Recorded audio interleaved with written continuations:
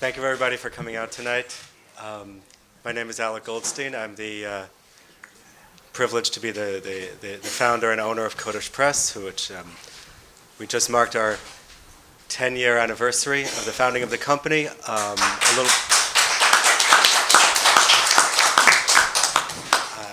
little more than 2 weeks ago. Thank you very much. And in that time, we've published about 75 unique titles to date, including 4 books by our esteemed Rabbi Bezalel Naor, which we're very grateful for. Today's also Father's Day, and I was thinking that several people commented, like, why are you having this on Father's Day?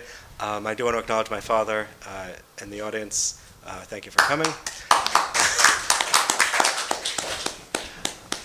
But Chazal also tell us that a Rabbi is very much like a father, that a biological father brings us into Olam Hazeh, into this world, but a Rabbi, a teacher, brings us into Olam Haba and helps us become Olam Haba. So Rav Kook, being the first Ashkenazi chief rabbi of Israel, obviously has bequeathed to us so much of his Torah that it certainly makes a lot of sense to think of him as a spiritual father to all of us, and therefore it makes complete sense to have the event on Father's Day.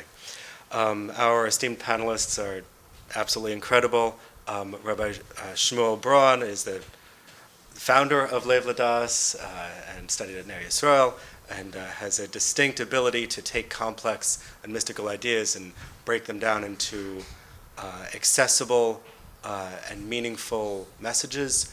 Rabbi Mark Gottlieb is a musmach of Yeshivas Rabbi Yitzchak Elchanan, Reitz, where he studied under Rabbi Rosenzweig and Rabbi Willig, and he did his doctoral work on Alistair McIntyre. I've known Rabbi Gottlieb for, I believe, about 4 or 5 years now, and in the past year or so, we've been working together basically every day, and that has been absolutely incredible for me.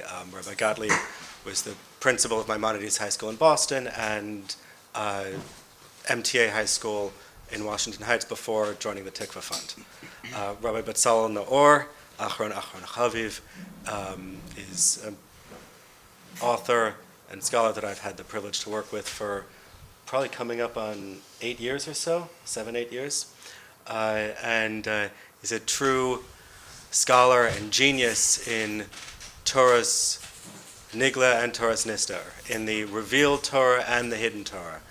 And he's written widely on many, many subjects, on Rambam, and is the leading scholar in Rav Kook's thought, Torah, and philosophy. But his expertise certainly ranges far beyond that. Thank you all for being here. I'm absolutely blown away that we all came together to make this happen. And thank you most of all to you in the audience for coming out here and taking your Sunday night to learn some Torah with us. I also do want to acknowledge that talking about Father's Day, and I've got little kids, and people are like, "Are you okay having this event on Father's Day?" And I was like, "Forget about Father's Day. It's my wedding anniversary." Mazel tov. So thank you to my wife Caroline for being mochelet. Happy anniversary, honey. So with that, let's kick this off. The first question for our esteemed panelists is, when you first read Rav Kook's essay, The Souls of the World of Chaos, what went through your mind? Or better yet, since this is Lev Ladas, what went through your heart? And also, did you get the sense that Rav Kook himself was, as contended by Rav Yosef Chaim Brenner, a neshama de tohu? You just gave Yosef Chaim Brenner smicha. Oh. He would have been particularly amused by that. As are you. I am. Well, it's like an inside joke, but not if you read the book then. And Yosef Chaim Brenner was was an avant-garde literary figure who, not exactly a Rebbe, but did like Rav Kook a lot. Who also died in a riot, Arab riot in Jaffa in the 2021. Yeah. So he's a Kodesh too. So what went through your mind and what went through your heart in reading this book? Why don't you go I should first? go first. I was struck most of all, I mean, this isn't the first time that you see this in Rav Kook. I've seen it a lot of times, but it's very pronounced in this essay in particular, and that's Rav Kook's compassion. Rav Kook's compassion for not just other Jews, but Jews that are not like him, that are very not like him. There's a book that was once written, I forgot the author's name, it's called Cosmic Consciousness. It's actually by a person, a disciple of Walt Whitman. Huh? Or a book, yeah. Right. He's a disciple of Walt Whitman, and he talks about, how there are some souls that take in a lot of people, that attract so many types of people. And also, Rabbi Bezalel wrote in the book about that also, how there are some magnetic figures. And so I'm taken by Rav Kook's ability to have compassion in a way of being completely with another person and able to see the beauty in where it doesn't seem to be. Rav Kook's ability his heart that was able to contain multitudes and to be able to, it's very moving to see how he wants to show that Jews that seem to be not Torah Jews have an extremely holy soul. So, if you talk about my heart, it definitely was from Rav Kook's compassion and his love for other Jews. Also, I was thinking about a lot. First of all, I should have said this to begin with, that it's a very big honor for me to sit next to Rabbi Bezalel. I've been a fan of his for many, many years. So I'm going to quote him in Rabbi Bezalel's translation of Orot. So in the introduction, he brings over there this idea how Rav Kook had that ability to see things that seem to be negative against Torah and to show the mystical beauty in it. And he quoted the story of Rabbi Akiva. If everyone remembers the story of Rabbi Akiva, when Rabbi Akiva was walking with the other Tanaim, Rabbi Gamliel and Rabbi Yeshua, and they saw the Kodesh Kadashim, the Churban, the destroyed place of the Holy of Holies, and a fox was coming out of it. And so the other Tanaim started crying, and Rabbi Akiva started laughing. The other Tanaim said, so they said to Rabbi Akiva, "Why are you laughing?" He said to them, "Why are you crying?" So they said to him, a place that only the Kohen Gadol could go on Yom Kippur, a place that no regular person could go, and a fox is going through it, I shouldn't cry. And so Rabbi Akiva responded, "That's why I'm laughing. Because now I know that the one prophecy that says, Tzion Sada Techaresh, that Zion will be like a plowed field, that came true. So now I know for sure that the other prophecy about the redemption, that there's going to be a redemption and a rebuilding, that's also going to come true." So that's the idea that Rabbi Akiva looked for the divine and the positive, even in something that seemed to be so negative. So Rabbi Bezalel, in the introduction to Orot, he said a very good point, that that's Rav Kook, very much you see that, and that's what was going through my mind very much when I was reading the essay. I also want to just take a moment, since we're all in the mood of Hakaras HaTov. It's an auspicious day for Hakaras HaTov. So my Rebbe in Rav Kook is Rav Naor. When I was a student at Yeshiva University in the Smicha program, Rabbi Naor taught me for at least a year in the Machshavas Yisrael program. And Rav Kook is someone that you need a Rebbe for. I think Rav Kook, certain writers, certain thinkers, it's not enough to simply read the page, read what's on the page. You have to understand the context, you have to understand how that person embodied or internalized these teachings. It's not so easily extricable from the personalities. And I really, to this day, anytime I study Rav Kook, anytime I read Rav Kook, it's always filtered through the lens of Rabbi Naor. I didn't spend many years, but the time I spent was very meaningful and very impactful and very powerful. So as a kind of epigram of the book, it's not really an epigram, but if those of you who have the book, you'll see it says Harav Avram Yitzchak Kohen Kook B'Gematria Ahavas Yisrael. Right, that Rav Avram Yitzchak Kohen Kook in numerology in the Gematria system equals the words Ahavas Yisrael, the love of the Jew, love of every Jew. Rabbi Braun just beautifully conveyed that sense that you get when you read Rav Kook. It's clear to me that when I read that text, two almost opposing ideas actually came to mind. The first was very similar to what Rabbi Braun just a moment or so shared with you, this overwhelming sense of Ahavas Yisrael, that in the darkness or in the heresy, in the impunity of these figures, and this essay is written, in the midst of the second Aliyah, when so many Jews made their way to the land of Israel that rejected their upbringing. They rejected the religion of their youth. Yosef Chaim Brenner is one particular example who studied at yeshiva and then rejects Orthodoxy, rejects Judaism. So for Rav Kook to embrace these figures, they were frequent guests at the Shula's table. Like Lev Ladas, there's this picture of Rav Kook. He's the only rabbi in all of Lev Ladas.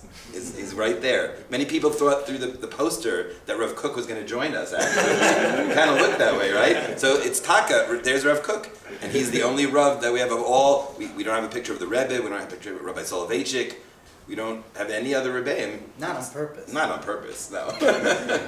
But it's true. So Rav Kook had at his Shalosh table this whole literary circle of people that were far from orthodoxy. In fact, many of them rebelled in open atheism, open rejection, open subversion of the Torah. So the fact that Rav Kook could incorporate them into his mystical theology definitely demonstrates that overwhelming Ahavas Yisrael. However, if I'm being honest, there's another dimension when I read Rav Kook, and it comes out in other essays and other instances where Rav Kook will apply his own metaphysical map and basically say, these people don't believe what they say. I know better, and I know that beneath the surface of their apostasy and beneath the surface of their atheism really is purity. Now, it's a beautiful thought, but that's not how you would want to be treated, I suspect. So there's a kind of metaphysical or mystical imperialism that Rav Kook wages, l'shem shemayim, 100% l'shem shemayim. And it is beautiful at that level of Ahavas Yisrael. It is beautiful. But there's something, would you want to be told you don't really believe anything you believe?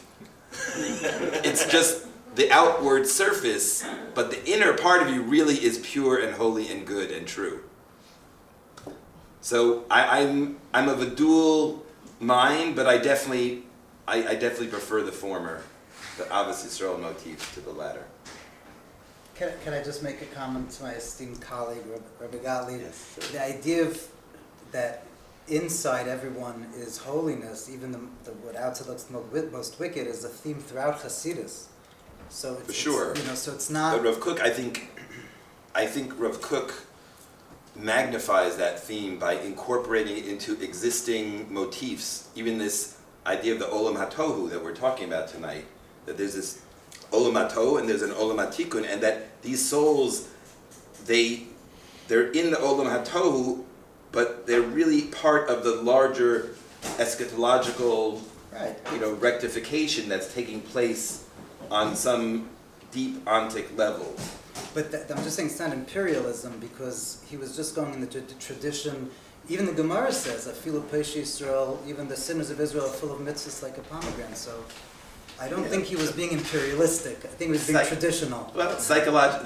That's not necessarily mutually exclusive, by the way. Rabbi Gottlieb, may I ask a follow-up question Sure. to that, which is that I would imagine that, and I'm certainly not a scholar of the Jews of that era, but that there was a lot of infighting between the secular Jews and the religious Jews, to the point where there was almost a language barrier. Forget about what language they actually spoke, but a conceptual language barrier. to the point where religious Jews were generally looking at and saying, you're an Avarian, you're a sinner, you're a heretic, you're an apostate, you're a no-goodnik, all sorts of names that are being hurled, I'm assuming. So for Rav Kook to turn to the to turn to the non-religious Jew and to say, you don't know it, but you're holy. You're doing God's work. Is that imperialism, or is that trying to connect to them positively? Well, I think it could be both. I mean, why can't it be both? In other words, at one ultimate level, Rav Kook is perceiving some reality, some deep metaphysical reality, at a very elemental level. But would you, if I were to engage you in conversation, and all I would say to you is, you know what, Alec, whatever you're saying to me, it's not really what you think it is. You might have said that to me in the past. No, many people would find that offensive. Many people would find that, and if you look at what Yosef Chaim Brenner and some of the other figures in that literary circle, they knew Rav Kook was saying. I mean, it's what I'm saying is not so original. Right. What I'm saying is just a further articulation of what they themselves were responding to Rav Kook. On the one hand, they thought it was wonderful that Rav Kook, this great scholar, this great holy, pious rabbi, was taking them so seriously that he would embrace them. But at the same time, it's almost like you don't really get me. You don't fully understand me. If you're it's so easy for you to say, well, you don't really mean what you say you mean. But let's. But they were going to his Shalsh's table nonetheless. So it's interesting that it's interesting that he held their respect, even if there were parts of his approach that they... Yes, they had great regard for him and great respect for him. But you could see why, at a certain level, a literary figure like Brenner or others would begin to wonder how I could really have a serious conversation about not just what you want to talk about, but what I want to talk about. Speaking of, so if we can turn over to Rabbi Naor. Brenner himself wrote a review of this piece, and he said it's in one of your footnotes, one of your very special footnotes. Nobody writes a footnote like Rabbi Naor. You see, the book, it's 2 pages. The book that you're holding in your hands is 2 pages, the essay, and 150 pages are notes on those 2 pages.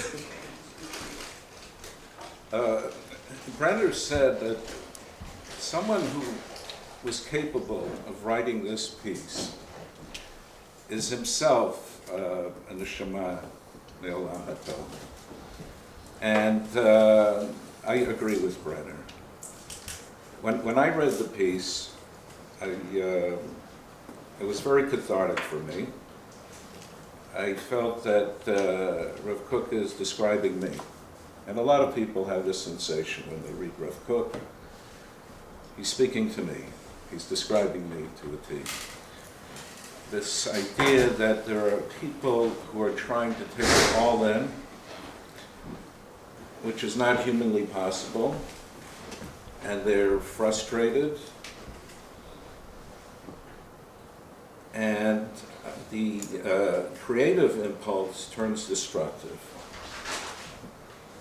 And I threw in something maybe I shouldn't have, Rav Kook should be mochel. Nathan of Gaza. So that was surprising that you put him in there. I'm not the first one to do it. I was preceded by Tamar Ross.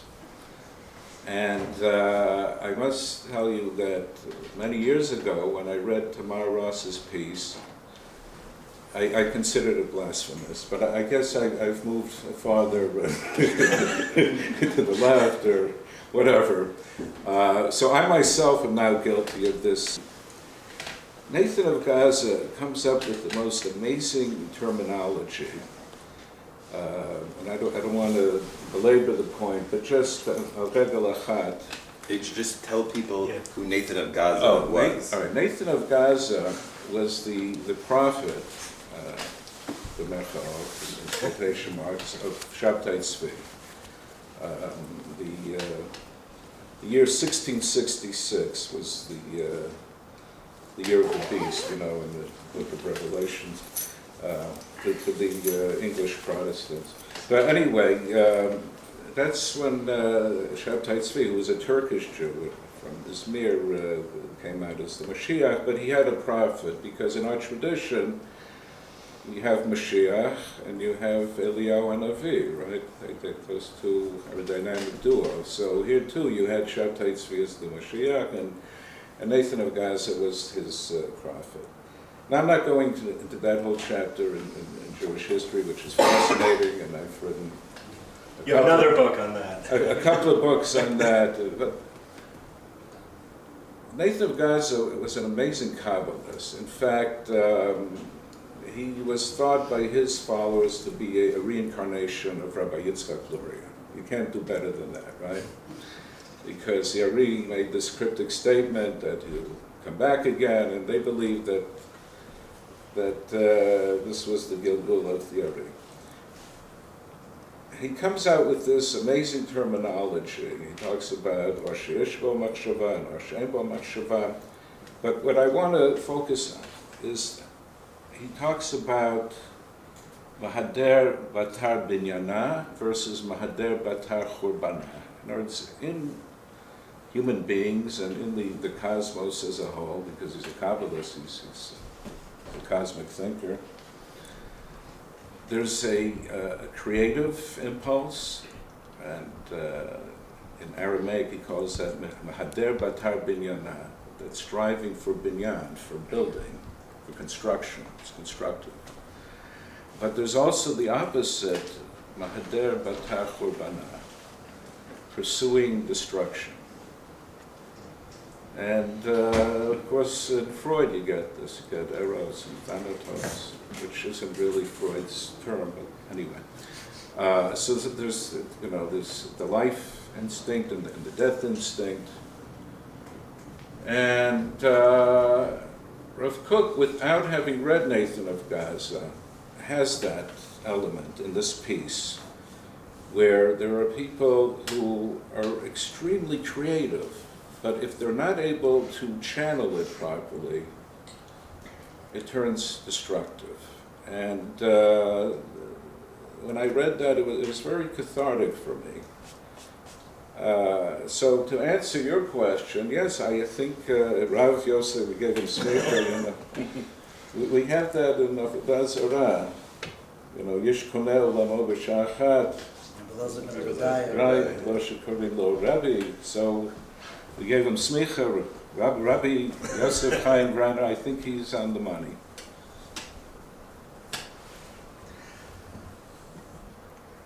Before Rabbi Naor, you approached me about doing this book, I was familiar with one interpretation of this essay.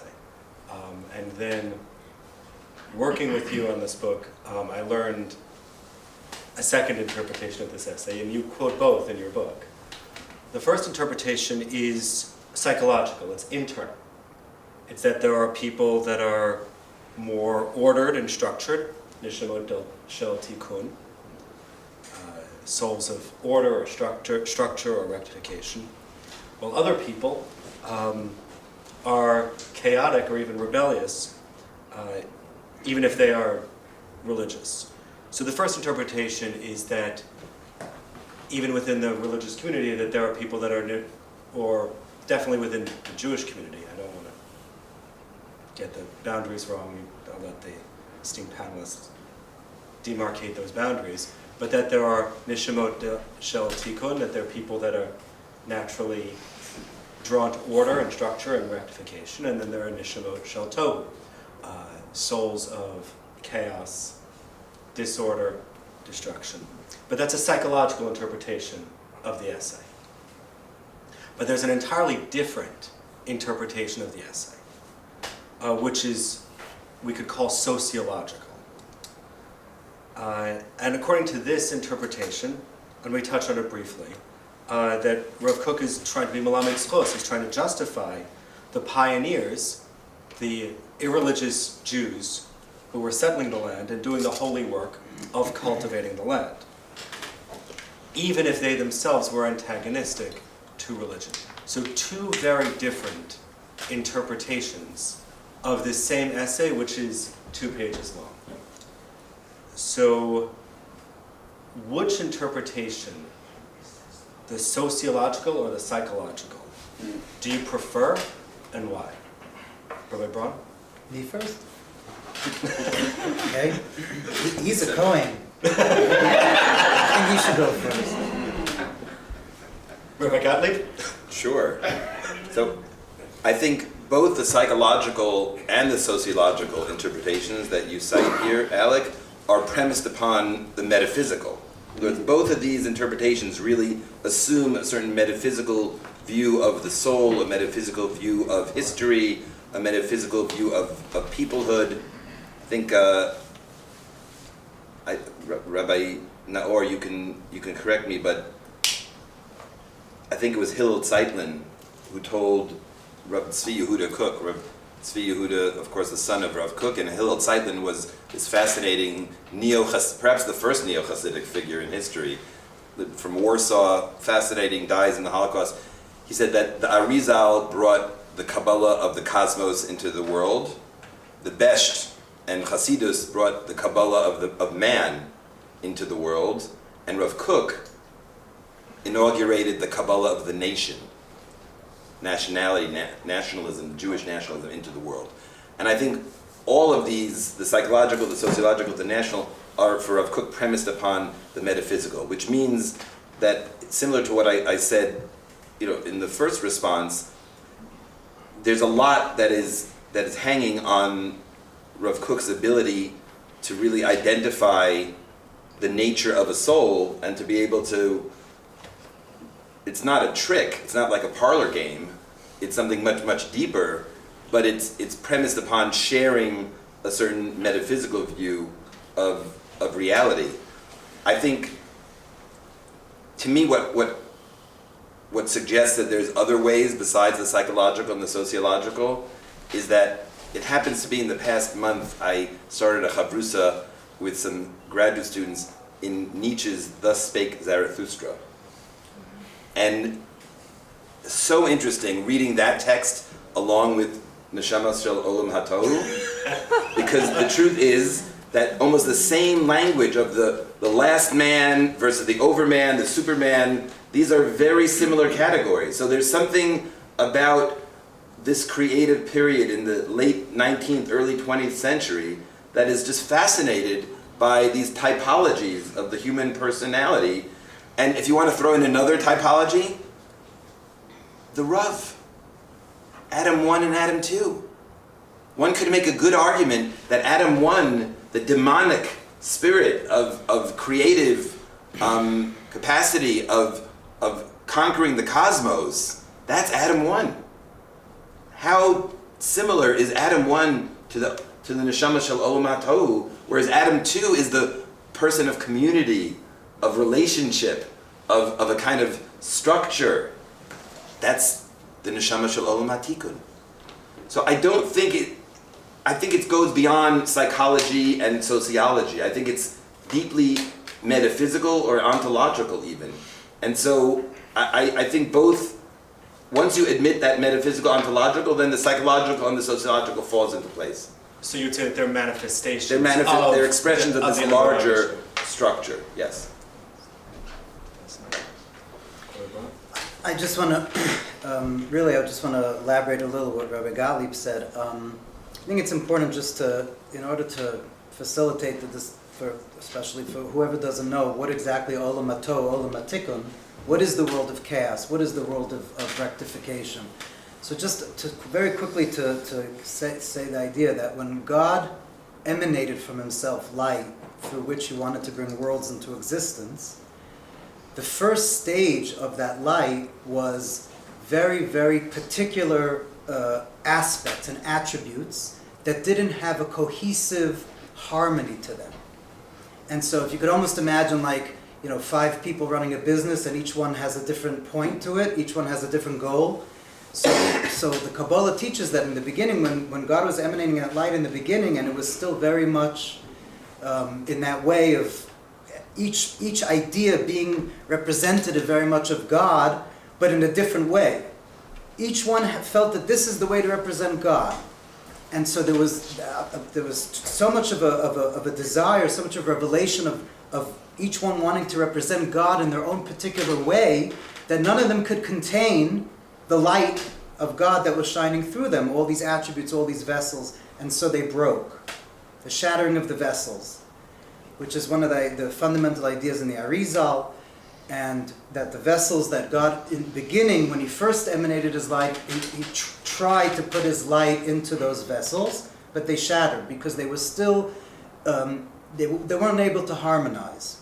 And so chaos means, what the world of chaos means, that when one is not able to work with the other, or to connect with the other, what Kabbalah then says is then God brought about a new light from Adam Kadmon, which was the primordial light when before God started bringing the light to create worlds. And this new light brought about Olam HaTikun, the world of rectification, which is where the spheres, where the attributes of God and manifestations of God work together. And essentially, all of Torah mitzvahs is to bring about that rectification, that Olam HaTikun, we haven't completely rectified it yet, but all of Torah mitzvahs is to continue that process of rectifying those shattered vessels.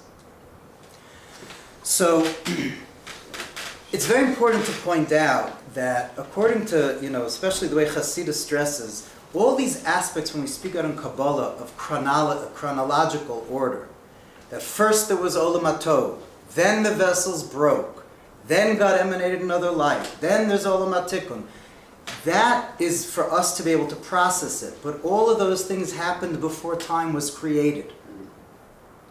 All of those things happened at a level before time was created. So they're happening now. They're not within time. So therefore, the way Hasidus explains the idea of Olam HaTov and Olam HaTikun, which of course, like Rav Bezalel quoted in the book, that Rav Kook was very influenced by, especially Hasidus Chabad. I don't know who you were referring to when you say that there's some people that are trying to rewrite history. I'd be curious to hear what you mean. But especially, so Hasidus Chabad explains that because Olam HaTov and Olam HaTikun are happening now, they're prisms through which reality is coming to being now. And so therefore they're reflected in psychological, sociological, metaphysical, and every other way. In other words, they're lenses through which reality shines.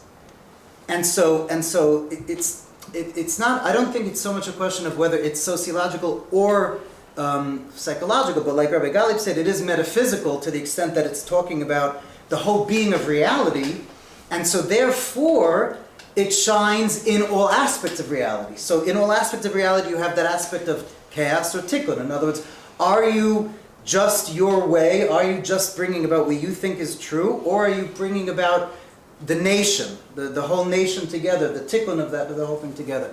So I think that's, it's important to realize, and that's why every one of us, like Rabbi Gottlieb mentioned Adam 1, Adam 2, which of course the Rav didn't mean two different types of people. The whole book of Lonely Man of Faith is based on the fact that all of us contain Adam 1 and Adam 2. And so it's very important to bear in mind that these typologies, these archetypes, are all within us. They're all within, we have those aspects of us that are Tohu, and we have those aspects of us that are Tikkun. So it is fluid in that way, So I think it's just important to, I think to really to understand that it's more of a global thing than any sociological, psychological. It's the way Kabbalah looks at reality. The evil reality, the messed up reality, that all comes from the shattering the vessels from chaos, from not being able to work to bring about the divine harmony. And those aspects of reality, or those aspects of ourselves that are working on bringing truth into vessels, into orderly way. That's the aspect of us that's tikkun. Rabbi Naor? Yeah, I want to respond. So you've engaged out in Yeshiv Chakira, Chakira, besides being the name of a journal, I sometimes admit to.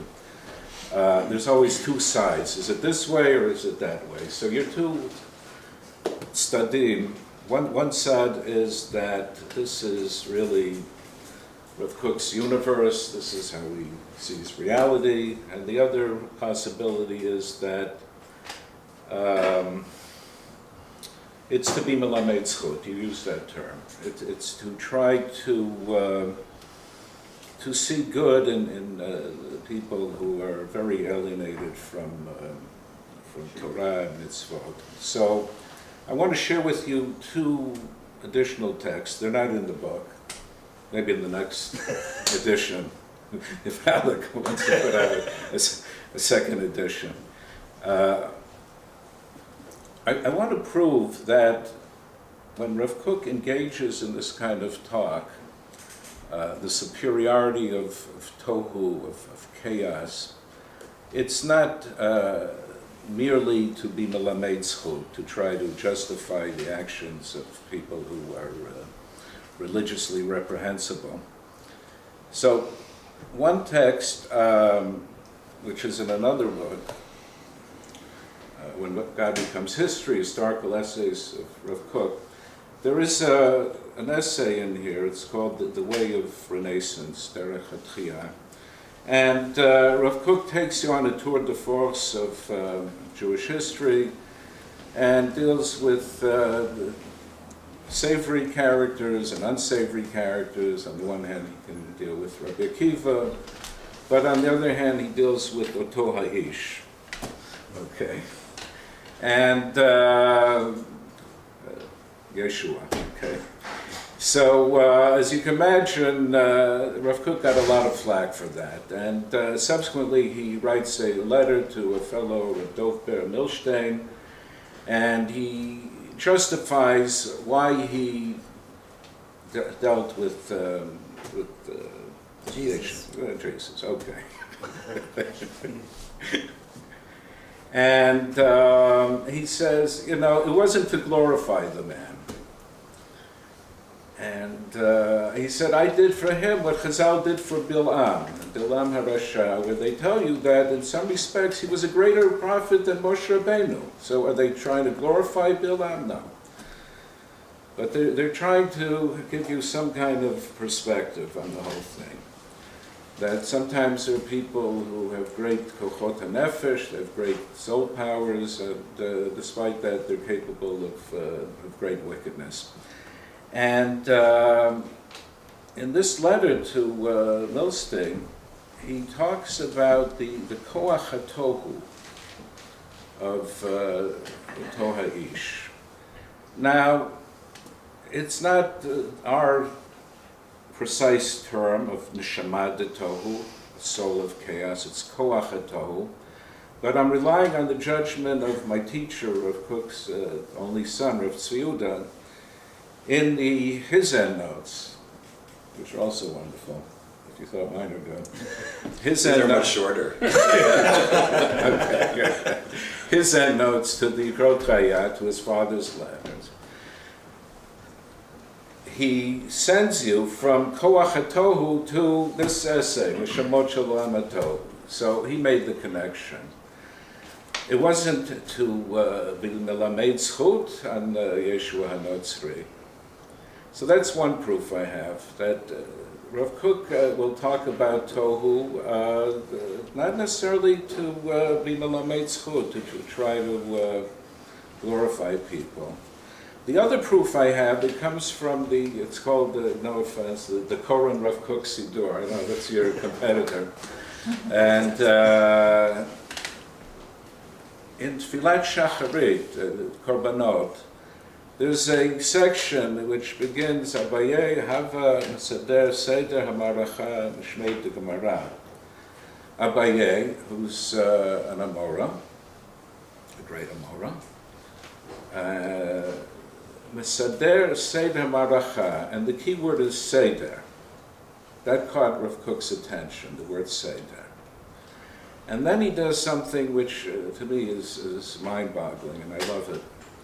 He says, Abaye was a yatom. This personality was an orphan. In fact, there's a tradition, a medieval tradition, that Abaye, Rashi Tevot, its initials, Asher B'cha Yerucham Yatom. And Rav Kook says that in the process of being misader, seder, imposing order, there's an orphaning. Because you're coming from that which is infinite and is beyond seder, it's beyond order, it's chaotic, and you're bringing it down, and you're imposing order Mesader Seder, and that's Abaye. Only Abaye could do that, because that act itself is an act of orphaning, where you're orphaning it from the maternal, infinite, divine light. So, in that piece, Rav Kook is not being melamed zchut on anybody. He's giving us perhaps some insight into the neshama of Abaye. So that's my other proofs. I have two proofs that Rav Kook will talk about the incredible grandeur, the magnitude of chaos, of Olam HaTohu, outside of this context of being melamed zchut. So that's how I'm poshet the Baya. Rav Kook makes the extraordinary claim that souls of chaos, neshamot tohu, are higher than souls of establishment, neshamot tikkun. Rabbi Naor in his book traces this idea at least to the Mittler Rebbe and probably earlier. He was a Rebbe, right? As a Rebbe. As a Rebbe.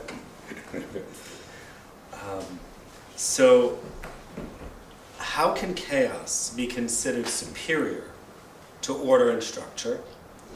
And is it defensible for a Torah-observant Jew today to say that souls of chaos are superior to souls of order? Rabbi Braun?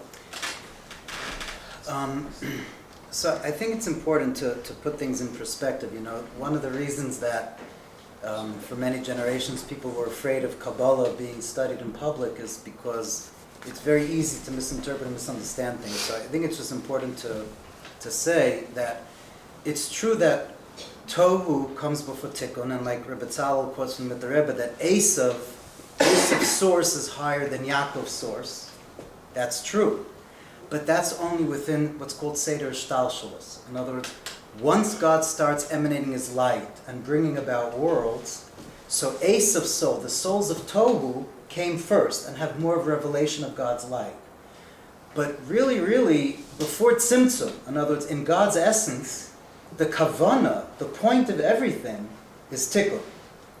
Is that things should be in vessels, that we should, like, orphan from chaos and bring into vessels, which is why halacha is so into minutiae and there's so many details of halacha, because ultimately, like the Alter Rebbe brings, that really that's why Yaakov sent all those animals to Esav, kosher animals, camels, etc., that he was trying to rectify Esav, meaning that he wanted to bring the light of chaos, that higher light, into the vessels of Tikkun, which is the ultimate kavanah, which is the ultimate purpose. So I think... Orot the Tohu, the Kelim, the Tikkun. I was going to get to that, that's right. Bezalel is mentioned this week, Mitzvah Shem Thursday, is the Lubavitcher Rebbe's Yurtzeit, and one of the most significant talks that the Lubavitcher Rebbe gave was the 28th of Nisan in 1991, when he said that it's no longer his job to bring Mashiach, but that every single person should see it as their personal responsibility to bring Mashiach, and everyone should do what they can to bring Mashiach, but in a way of the lights of Tohu in the vessels of Tikkun. That's what the Rebbe said. And since then, for 30 years, everyone's trying to understand what the Rebbe meant. But essentially, it's... And now they can. Right. But the idea is that it's not that we mean that chaos, that light that could be destructive, that could be... But don't forget, that's also, that light is more energetic, right? Esav was a man of the field, which represents the fact that it is more of a revelation of godliness once God started bringing His light into existence. But ultimately, the purpose is for Yaakov, that Yaakov, Lareshes is Har Esav, that Yaakov will inherit Esav. So it's important to remember that, and in the essay, Rav Kook really finishes with the idea of the lights of Torah and the vessels of Tikkun, because the very end of the essay, Rav Kook says that in the future, that power, that oz of those souls of chaos will be brought down into those that go according to halacha, etc. So I think there's simple precedent for the idea that the neshamas shel tohu are on some level higher than the Neshama Shel Tikkun. The Gemara says very clearly that b'makom shebalei tshuvim omdim ein tzadikim gemurim yochalam abo. So chaos for its own sake is not what we're looking for. Chaos for its own sake is destruction. That is the opposite of what we're striving for. But chaos in the service of tikkun, or chaos that allows the disequilibrium of the neshama to then allow for that search, the dynamism of tohu, allows, it's a precursor to tshuva. And I think that's what the Gemara, when the Gemara says that the souls of the Balei Tshuva are in a higher rung, because they have struggled, they have actually engaged the world in a way that they had higher forms of temptation, and not only that, even more so, that they achieve a fuller tikkun because they actually know what the life of temptation is about. They know what the life of the possibility is about. The simple, pious individual who doesn't have that yetzer can never achieve those dynamic spiritual heights. Yes, it's safer, it's the path of least resistance, but it's not the most glorious path.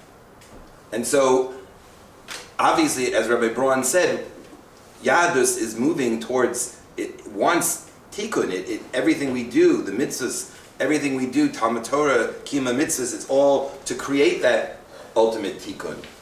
But how we get there, and Rav Soloveitchik is very poignant about this as well, this idea of tshuva, that when the zedonos become zechuyos, then when the purposive sins become merits, it's only because you can relive that experience in time and come out with a better outcome. But you have to live that experience. So that's what the neshamas of Tohu allow us to do. They allow us to live that experience of possibility, of contingency, and not simplicity. So in that sense, I can justify why they're higher, but not in the sense that that's where we want to keep things. From that perspective, we have the possibility of a higher form of tshuva. And that's what Rav Kook says at the end of the essay, is to pull... Yeah, that's what Rabbi Braun was saying, that it's to take those energies and direct them towards the tikkun. Rabbi Naor? Yeah. There's no doubt that Rav Kook is very influenced by Chabad, but there are many influences on Rav Kook, and one that should be apparent is this other Hasidic school. It's a school of Polish Hasidism, Ishbitzer, Radzim, Lublin. It goes back to the Sefer Meha Shiloach. That's from Mordechai Yosef Leiner of Ishbitzer. And eventually the party has moved from Ishbitzer to Radzim. Also, the Talmidim, the students of the Ishbitzer Rebbe, Mordechai Yosef, settled in Lublin. So that's Reb Leibel Eger, and he was succeeded by Rav Tzadok HaKohen, very important name in Jewish theology, Rabbi Tzadok HaKohen. Last name is Rabinowitz. And this is a very radical theology. There is a danger inherent in it because it gets into the whole issue of antinomianism. And a while ago, I was a guest speaker somewhere, and afterwards a woman approached me and she asked, well, how can Rav Kook, and how can you sing the praise of sinners? And I said, look, this is mainstream Judaism. It's called Mashiach. If you study the genealogy of Mashiach, the Messiah comes out of a series of illicit relations. So I said, this is not something that Rav Kook made up. It's not something that the Ishbitzer Rebbe made up. This is mainstream Judaism. If you believe in Mashiach, which a believing Jew does, it's one of the Yud Gimel Ikarim, right? 13 articles of faith. Study the genealogy, the heredity of the Mashiach, and it's a series of antinomian acts, of illicit unions. So how does one... Just say what they are. I should spell them out. Well, okay, so, all right, you have Lot Ubenotav, okay? Lot cohabits with his daughters, and so one of them will become Moab, and we have Ruth HaMoabiyah coming out of that. And then you have Yudah and Tamar, also Judah and Tamar. And you come to David and Bathsheba, and then the next generation is Shlomo and Naamah Ammonit. Did I leave out anybody? That's good. This is a rogues gallery. And the belief of Jews is that out of all of this horrible, incredible, which I call Averot, sins, comes the Mashiach. So we Jews, we have to contend with this, we have to come to terms with it, and to put it in some kind of perspective. One thing I can tell you, though, is that these Polish Hasidim, Ishbitzer, Radzin, Lublin, were totally halachic. Okay? If you're looking for any infractions of the rules, you will not find them. In fact, they were great halachas. You take the Radziner Rebbe, it's called the Balat Chelis, Gershom Chanoch Henoch Leiner, who is, he's like the Rambam, what he's doing. He's making a Gemara and tractates that never had a Gemara, and Kelim and Alot, Negaim, which unfortunately was destroyed by the Nazis when they entered Warsaw. And so they're great halachas, you know. Rabbi Soloveitchik would have told you that the Radziner Rebbe was a great halachist, okay? And this is something we have to study and we have to come to terms with. Since we're running a little bit late, I think maybe two more questions, if that's thanks. A general question about Rav Kook's method. Rabbi Naor quotes from Rabbi Soloveitchik that he was apparently not able to find in Rav Kook's writing a coherent philosophy. Instead, he, Rabbi Soloveitchik, assigned to Rav Kook the role of, quote, religious personality, unquote. Do you consider Rav Kook more of a philosopher or a poet? And do we need to differentiate? Rabbi Gottlieb? I mean, I think religious personality is underselling him. I think that's kind of milquetoast, you know, religious personality. He was much more, clearly. I think he was a mystical philosopher or a theological philosopher. He wasn't a systematic philosopher. He certainly wasn't an analytic philosopher. Neither was the Rav, frankly. I mean, I don't think the Rav has a lot more in terms of system, frankly. So, you know, the Rav does quote Rav Kook one time from his Olas Hariyah on the Nusach by Yomim Noraim, right before I was Lifnei Achshav Notzarti Kila Lo Notzarti. He has a very beautiful, Rav Kook has a beautiful shot that we're created in this world with a very specific mission and purpose. So before we're created, there's no way of thinking about sin because we don't have a purpose yet. And then once I'm created, if I don't fulfill my purpose, then I shouldn't have been created already. And that's a very beautiful dynamic that Rav Kook expressed in his Siddur that the Rav definitely did endorse. But I think the Rav is being a little harsh with the religious personality, and I would say he's a mystical philosopher, a mystical theologian. But, you know, philosophy is overrated anyway. I think Dostoevsky and Dante have plenty to say about the human condition, and we wouldn't call either of them philosophers. Rabbi Braun? I don't have much to add to what Rabbi Gottlieb said in that vein. I think Rav Kook wasn't. Rabbi Bezalel quotes when he brings this idea from Rav Soloveitchik that Rav Kook himself said that people with such great light can't go into vessels. That's exactly the idea, which is why Brenner probably said that Rav Kook was in that way in the Neshama of Tohu. Because to be able to go into vessels, words are finite and words are contracted. There's actually a beautiful idea from the previous Lubavitcher Rebbe where he says, interesting idea, there's different ways of expressing love. Look of love, a kiss.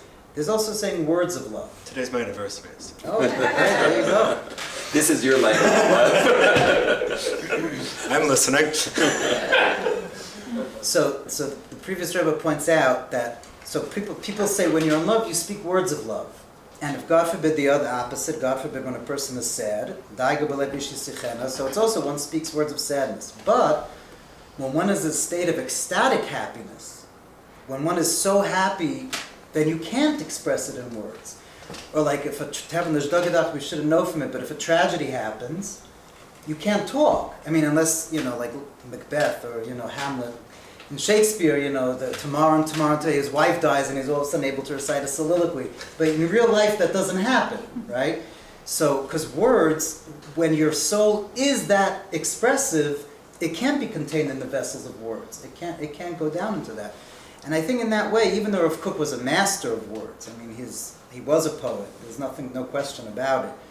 But I think he wasn't able to be systematic. But like Gottlieb said, either was the Rav.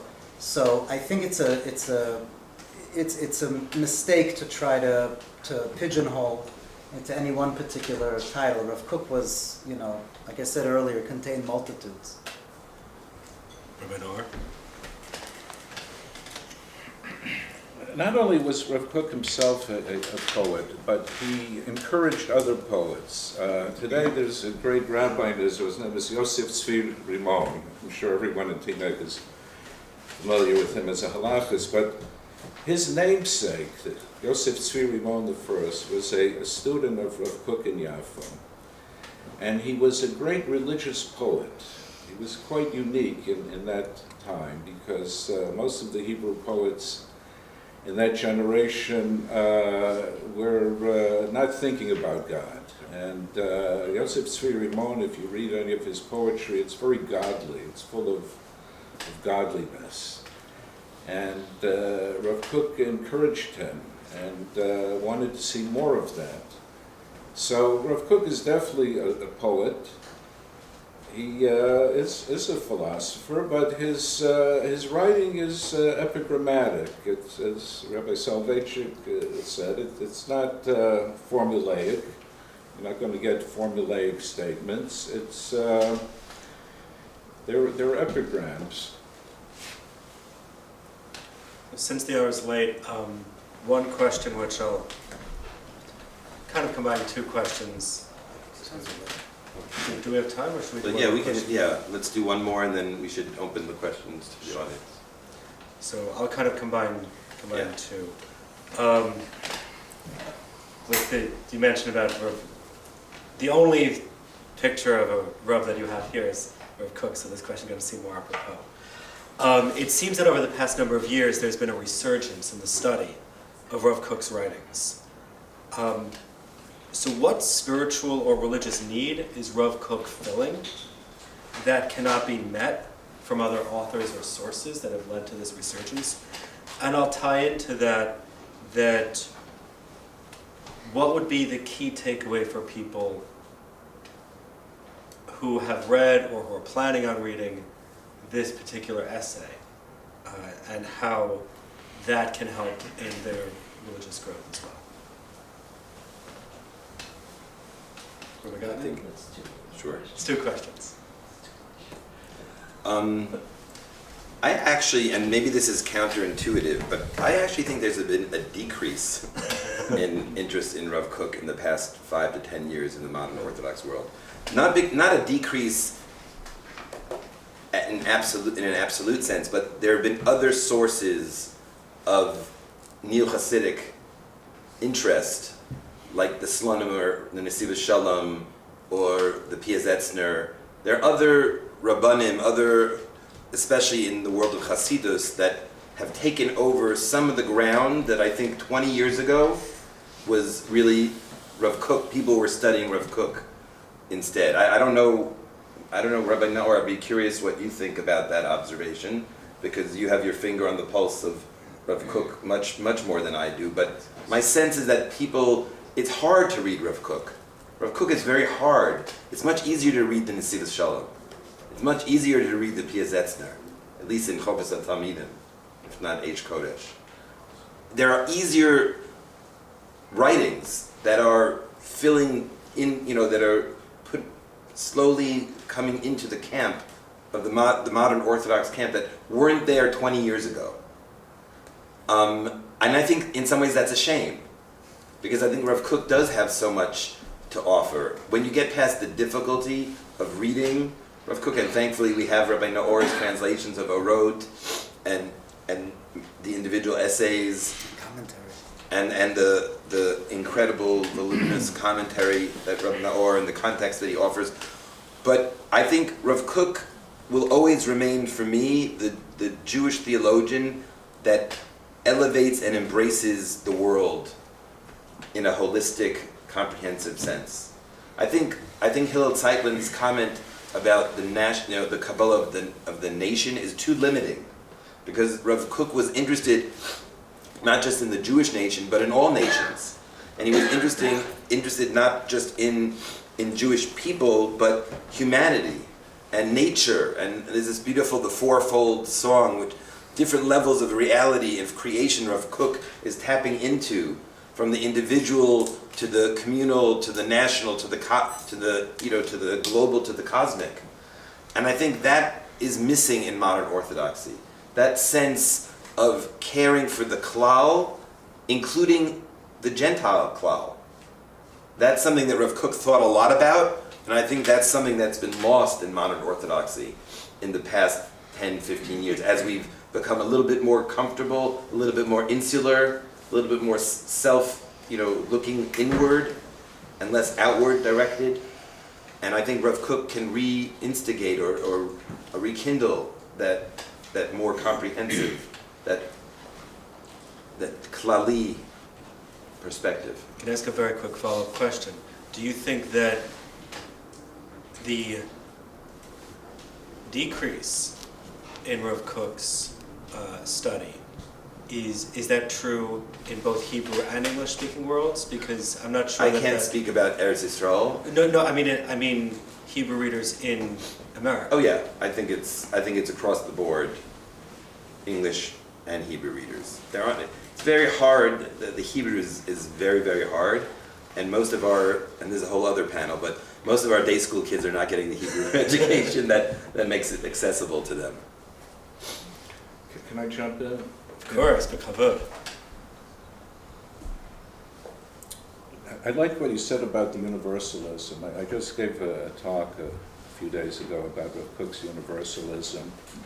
And one of the appendices, the book suffers from appendicitis. One of the appendices is about a little-known figure, although we should know a lot more about him. His name is Rabbi Menashe of Ilya. And Rav Kook, as a young man, studied in Smargon. And I feel a connection to Smargon because my great-grandmother is buried there. It was considered a Ir Shel Chachamim. And there, in Smargon, he heard about this fellow, Rabbi Menashe. And what I documented was the famous Shir Merubah, this fourfold song of Rav Kook, was actually preceded by the writings of Rabbi Menashe of Ilya, which would have been available since the year 1903. So I suspect that Rav Kook had availed himself of it. Which is not to say that Rav Kook plagiarized. There are differences, but it's this same theme of these concentric circles and how a human being should broaden him or herself, beyond the ego and beyond the family and then the town and the state and the country, and takes an ecology about tashchit, which we have in the Torah. And to quote Bach, I'm very fond of Bach's term of cosmic consciousness. Rav Kook, as a very young person back in Europe, writes a poem, a very lengthy poem about space travel.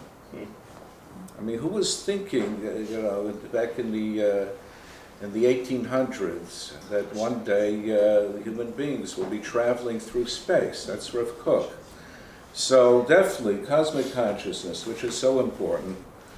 We should all be trying to broaden our horizons. The other thing I want to say is, with all due respect, and I do have great respect for the Slonim Rabbi, for Shalom Bezhovsky, the Siva Shalom, and the Piaseczny Rebbe, Hashem Yikom Damo is a Kadosh. But you're not getting this poetry in their writing. And this is quite amazing, where, and again, it's difficult. It's difficult for native Israelis to read Rav Kook. Some of them cheat by reading Naor's English translation. But if you can get onto that wavelength of Rav Kook's poetry, that's his cosmic consciousness. And how many human beings can express that? So again, if you can enter into his Sanctum Sanctorum, the Kodesh Kodeshim of Rav Kook, he's going to take you to this expanded consciousness. So nobody else has it that I'm aware of. Now, I love Chabad, I study Chabad all the time, and it will do things for your consciousness, believe me. But it doesn't have that poetry that Rav Kook has, which is quite amazing, quite unique, and I think we need it. So we need more Rav Kooks, we need more Yosef Tzvi Rimoms. First of all, I don't think, it's not just Chabad, I don't think anyone was like a poetic like Rav Kook. I think he was the first one, as far as I know, that was all his writings. And also, it's interesting, if you ever look at his Ksav Yad, his handwriting, he barely crosses out anything. And, he would just write, it would just flow. And sometimes he would be, walking on the sea, or on the beach, and he would just need paper, because he would just start writing. So, I don't know, this Rabbi Gottlieb said whether Rav Kook is more the past 5-10 years, I don't know. But I could definitely say that from when I was a kid, Rav Kook is a lot more learned. I think that has to do a lot with, when I was younger, which many of you probably remember, I remember when the Jews from Europe would scream at Jews, even if they just had to keep Pasruga, Shegitz, right? You're a Shegitz, right? I remember when it was it was normal, and not normal, but that's what always happened, is that, these religious Jews were screaming, deriding them, and also, I still remember when it was a Yom Ha'atzmaut, and there was in the shul where people actually almost had a fist fight about whether to say Tachnun or Halal. So there was a certain closeness in the decades after the Holocaust. There's a beautiful story that I heard from my Rabbi, from Rabbi Weinberger, Moshe Weinberger. He said over a lot of times, it's that in the early 50s there was, when there was in Israel, the state wanted to giyus habanot, to draft girls, that young women should be drafted to the army, which of course, for a religious Jew is So they had a meeting in America of all the Rabbanim. A lot of Rabbanim got together. And there was, a lot of Chassidus Rabbanim, Litvish Rabbanim. And Rabbi Zalman Sorotzkin, who was the Rosh Hashiva in Telz, he got up to speak. And he made a comment after, the whole, protest about the whole thing, about this idea of drafting the girls. He then said how beautiful it is that, Hasidim and Misnaidim could sit together of ein tish, that they could sit together on one table. Baruch Hashem, that now Hasidim and Misnaidim sit together at one table. So then Rabbi Yoelish got up to speak, the Satmarov, Zechron Levracha. And then Rabbi Yoelish said like this, he said, I want to tell a story, that there was one time a gvir, a very, very wealthy man. And as was the wont in those days, he had to marry off his daughter, so he went to the yeshiva, and he said to Rosh Yeshiva, give me your best bacher, the best bacher you have for my daughter. Rosh Yeshiva said, okay, I have the best bacher, the best lamdan, but he has a mishigas, he only eats fleishiks. So the wealthy man said, that's okay, I have enough money, I could feed him fleishiks every day. Got married off. About 2 years later, it was time for his next daughter to get married. He goes back to the yeshiva, he says, my other daughter has to get married. Give me your next best bacher. Okay, but he has a mishigas, he only eats milachits. So the rich man said, that's okay, I could afford that. And he made 2 tables. He made a table for one Adam, one son-in-law, and another table for the other son-in-law. One is fleishiks and one is milachits. V'hi hayoim, Galgal Achaim, the rich man lost all his money, and he could only afford fish. So after a couple of days, one son-in-law got up and said to the other one, listen, when the father-in-law had money, he could afford meat, he could afford milk, passt auf sitzen auf 2 Tischen, and it makes sense to sit at 2 tables. Aber behind seinem parva. We're all parv now. We might as well sit at the same dish. We're all parv anyway. So Rabbi Yoelish was saying, Rabbi Yoelish said, when there was a Baal Shem Tov, an Alter Rebbe, Vilna Gaon, Chaim Volozhiner, it made sense to sit at 2 tables, but today we're all parv. So there's that idea that, and I think we're even more parv, much more parv than Rabbi Yoelish, than the Satmarov. And I think that's why there's even more of an open-mindedness. Even they have in Williamsburg, by Hasidim in Williamsburg, there's shiurim in Rav Kook, where it would have been unheard of 30, 40 years ago. There are shiurim in Williamsburg, Yungalite, that study Rav Kook, because I think we're a lot more parv, there's a big dissent, and people are open to a lot more, truth. And I think the reason that Rav Kook is so relevant is because, I have very sometimes naive emunah, but I believe Rav Kook was almost prophetic. Like, he's called Haroeh, right? It's because of the abbreviation. But his writings are vision. He was a visionary. There is bechin of Ruach HaKodesh, you see. And so I think that he speaks to today's, the struggles we're having today, in a way that many weren't able to, in the way that Rav Kook was able to speak about what we're going through and what history, like when God becomes history, and in Orot we explains why there's so much entertainment and the labo arts, the beautiful art. He saw what we're going through.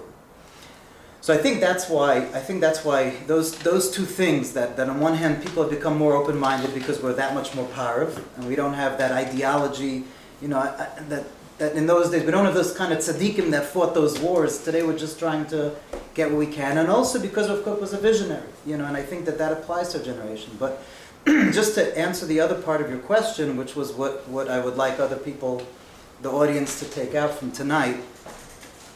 So I think it's, Bezalel mentioned the Ishbitzer, and one of the ideas of the Ishbitzer, which is dangerous, is that he says essentially even sin is part of the ultimate kavanah, that's all part of God's plan, everything, even sin. And so of course that doesn't mean that one could go sin, but it means that one has to know that even those times that we fall, there's deep meaning to it. It's not for naught. Like Bezalel said, the Mashiach comes, his yichus is all these, these stories. So we have to know that even those aspects, when we look at ourselves in the mirror, and sometimes we feel toyude, chaos, we feel chaotic, we feel like, I'm not able to bring things together, I'm not able to serve Hashem the way that I want, and we have all these fallings and failings. We have to know, I think that tonight, hopefully we take out of it, that it's all part of the ultimate cosmic plan. And even sin, ultimately, is a part of that plan. And I think that's something that's very important to remain with, to take out of tonight. Thank you. Rabbi Naor, would you like to make any final thoughts before we wrap up?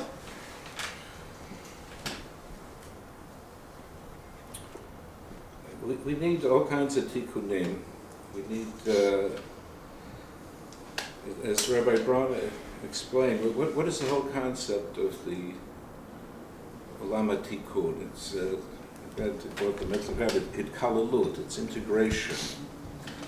Because when everyone is off on a tangent, it's no good. So we need Hitkalalut. There's an integration of all of the elements, and we need this on so many different levels. One is the rapprochement between people who are thinking about God and people who are atheists, and Rav Kook was working on that. I jotted down something.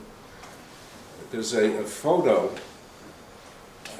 It was taken in the home of my teacher, of Tzvi Kohen Kook, who lived in a very humble abode, I can attest to that, full of people.